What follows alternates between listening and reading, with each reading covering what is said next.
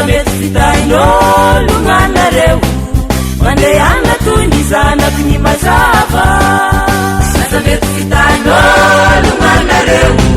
mandeana toy ny zanaky ny mazava aza mety fitain'olo gn'anareo mandeana toy ny zanaky ny mazava aza mety fitain'olo gn'anareo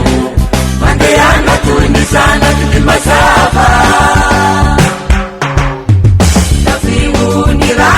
Fatela resunifani yantukutsikia Kofi wapinga ni finuna Mangesena ni evitisu Esu wafarina Orira halali Nifisa manteta Mianza kiana leu Nifinuna leu Matunga fande ferana Arifande ferana Mapiada pana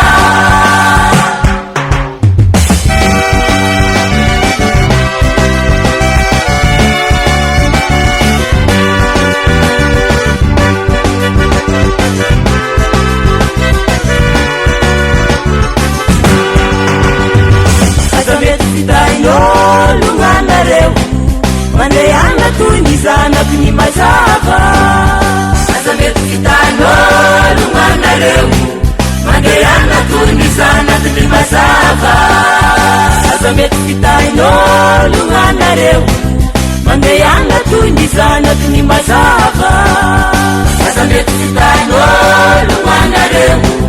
mandeana toy ny zanaky ny mazava Tanterao amin'ny finoana ny teny fa tsy piaino fotsiny anareo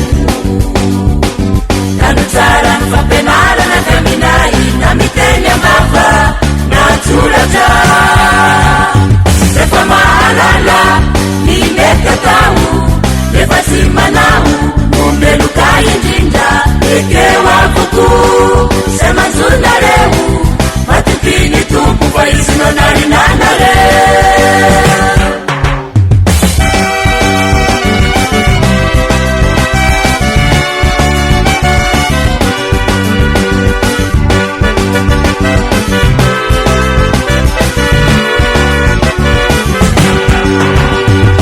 Aza mety fitain'olo gn'anareo mandeana toy ny zanaky ny mazava Aza mety fitain'olo gn'anareo